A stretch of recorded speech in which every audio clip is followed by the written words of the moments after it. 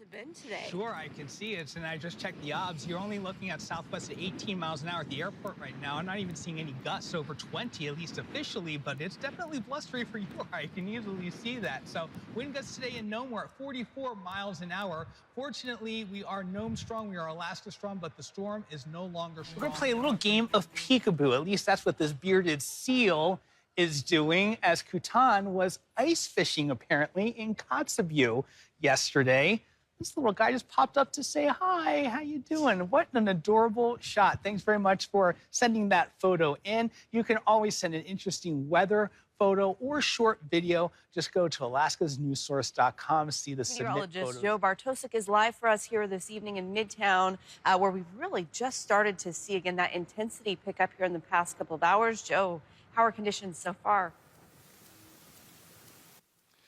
And good evening, Melissa. And as you mentioned, and as forecast, the snowfall rates and intensities are definitely increasing. I've been here for the past half hour. And again, we have seen probably visibility continuing to drop just on the west side of C Street on 33rd Avenue here. And we wanted to give you a look at, again, as we were still in the midst of cleaning up from the heavy snow that the Anchorage Bowl saw on Tuesday and Wednesday. We still have ruts in some of these neighborhood streets that are 5 to 6 inches deep, and now we're continuing to add snow, falling at the rate of close to, if not over, an inch an hour as some of these heavier bands continue to move on through. So that is the challenge for some of you, although those road crews have definitely been doing a great job in getting a lot of the major thoroughfares.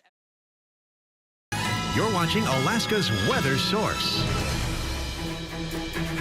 All right, high pressure will continue to remain in control tonight as well as throughout the day tomorrow. And then Sunday is the day that we have to start worrying about the snow arriving from west to east during the morning across South Central. And then that snow will continue to pick up in intensity as we head into Sunday afternoon, especially Sunday night, overnight, and on in through the early morning hours on Monday. That's when it looks like, at least as of this time, that's when the heaviest snow will fall during this entire next snowstorm as it moves on into South Central. And then everything will gradually come to an end from west to east as we head into Monday afternoon and Monday evening. I pretty much think that by 6 o'clock in the morning on Tuesday, fingers crossed, that's at least as things are shaping up right now, that everything will be done and over with, and several inches of snow additional will have fallen in its wake. All right, in the meantime, great conditions out there for skiers, snowboarders, snow machinists as well. Just again, continue to be aware of your surroundings, especially doing anything in the backcountry,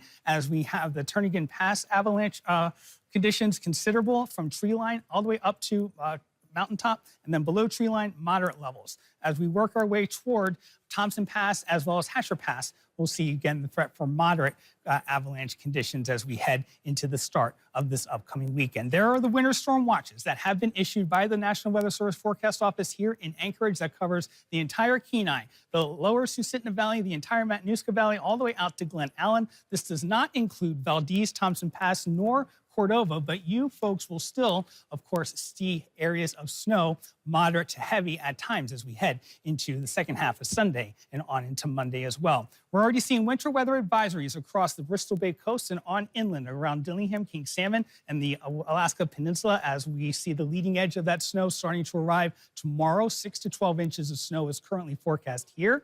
And then from Bethel up through the western half of the state, the Seward Peninsula, winter storm warning is in effect for anywhere from 7 to as much as 10 inches of snow. Nome area has a blizzard warning, as we're going to see, again, considerable blowing and drifting of snow, reducing visibilities to less than 3/4 of a mile at times, thanks to wind gusts as high as 50 to 60 miles an hour. You can see all that moisture continuing to work its way in from the Bering Sea. You can see snow from Dillingham, Bethel, as I mentioned, Nome, and Kotzebue, with temperatures falling as you work your way from south to north, from the lower 30s into the mid to upper 20s in Nome to the teens in Kotzebue. Quiet day across the interior and southeast tomorrow, as well as South Central. And then the snow arrives and continues to pick up during the day on Sunday. We'll be measuring that snow again, probably with the yardstick, unfortunately, especially in the mountainous terrain. Several, good couple of feet of snow potentially could fall there. Here's how it's shaping up. 10 to 16 inches for the Anchorage Bowl as we work our way from Eagle River up through Palmer, Wasilla, 8 to 16 inches. That also includes up there toward Willow and Talkeetna. 6 inches in some of the valley locations here, but up to 24 inches in some of the higher terrain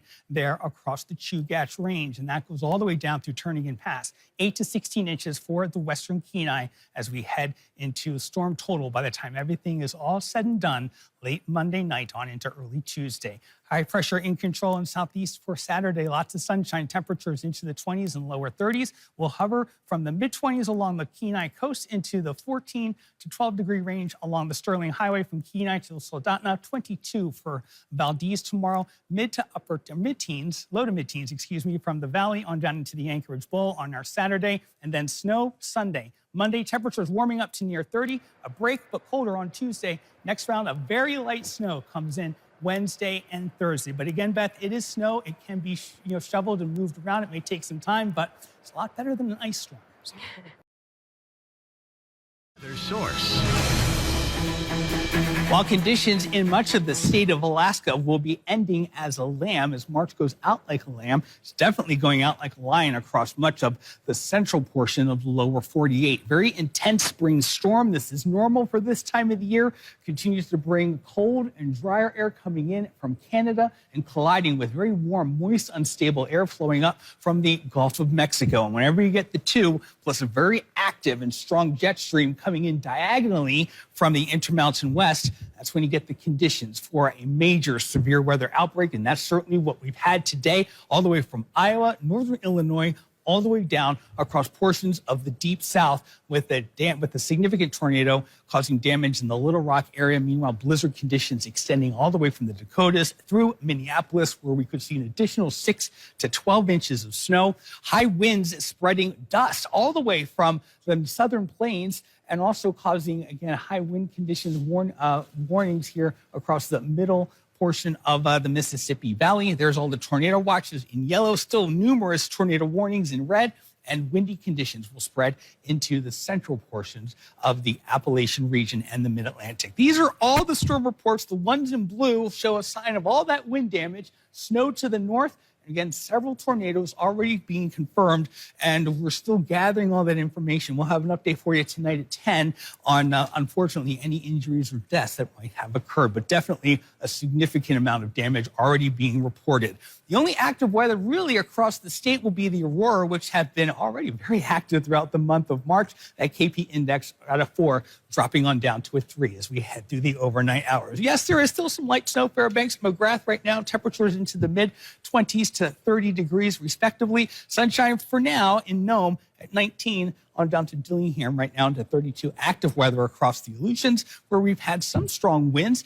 Cold Bay at 35, 49 mile an hour wind gusts. The maximum today in King Cove, 44 into Kodiak. And with that area of low pressure in southeast, winds into the mid-20 mile an hour range. We'll see 20 miles an hour as we head in through southern portions of the Kenai over the start of the weekend as high pressure builds in. Again, that north-south oriented passes with clockwise wind flow around high pressure, really accelerating some of those wind gusts, which could be as high as 35 miles an hour. And then things really calming down as we head into Sunday in terms of the wind. So area of low pressure will continue to bring scattered showers into southeast. We'll see stormy weather moving into the west coast. Meanwhile, across the interior for Saturday, including us here in South Central, nice sky, ridge of high pressure building on in. That means drier air, sinking air. So that means lots of sunshine. And there's a low in southeast. This storm system over the Aleutians will be impacting the western portion of the state as we head into the early part of the week. And again, you can see light snow spreading in across the Seward Peninsula into the interior,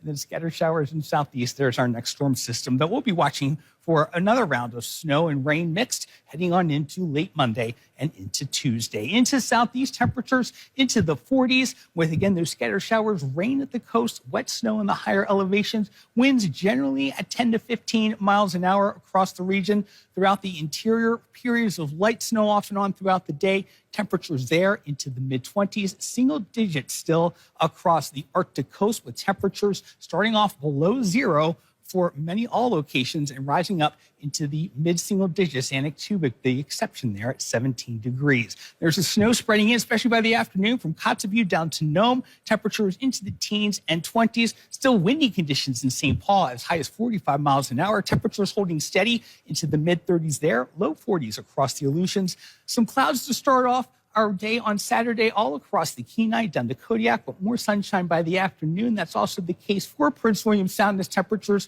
into the upper 30s and lower 40s for highs. That will also be the case for the Mat-Su Valley and into the Anchorage Bowl. After a chilly night, temperatures down around 20 tonight, mid-30s again for Sunday, mid-30s for Monday as we see our next storm system. So over the next couple of days, that freeze-thaw cycle will continue. Watch it on those neighborhood roads. Good evening, everyone. Having turned the calendar from March to April, Alaskans look forward to longer daylight hours and hopefully melting snow piles. Now that melting brings attention to spring breakup season and the potential for river flooding. Joe Bartosik is here now with the latest outlook. Joe? Well, Mike and Maria, the National Weather Service's Alaska Pacific River Forecast Center has issued its third outlook for the upcoming breakup season. Based off of the deep snowpack this winter, much of the state still has an above-average potential for ice jam and river flooding. With less than a month to go until river ice breakup really begins, concern is growing across interior parts of the state.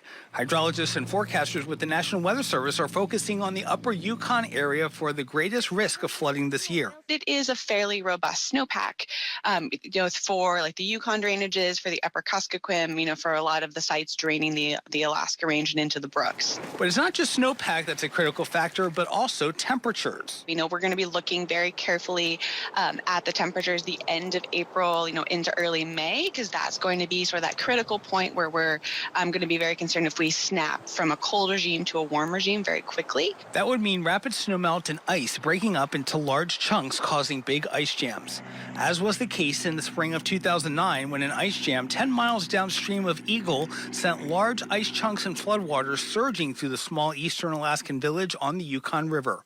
Much of Eagle suffered catastrophic flooding and structural damage. Chief Karma Olvey is paying very close attention this year because of how the river froze. The river froze and then it raised quite a bit and got pretty high, and then it froze again. It froze again like that. So we're not really sure if then it dropped after. Even though much of the town has since relocated to higher ground, Chief Olvey still has concerns for the safety of the village residents and especially the elders. The road will be cut off from the main. The city and the village will be cut off from each other if the road floods down on the low areas. And so the airport is actually in town and the clinic is up here. So in case of an emergency or we need to medevac a patient, that's very difficult to cross that area. We have to use the back trails. And for areas farther downstream in the lower Yukon and Kuskokwim deltas, where the snowpack is not as high, forecasters go back to the temperature wildcard. Things in the interior are pretty cold for right now, and the climate predictions have us being colder through the middle of the month. And that just makes us a little bit more concerned from a flood risk perspective because we're going to be holding on to that snowpack a lot longer. So regardless of how fast or how slow the snow melts, the ice breaks, and the rivers rise, now is the time to start getting prepared and looking at those emergency evacuation plans. Updated outlooks are issued weekly through breakup season by the National Weather Service, and your Alaska Weather Source team will continue to monitor those outlooks as well as any river flood warnings that occur in order to help you and your family stay prepared and safe.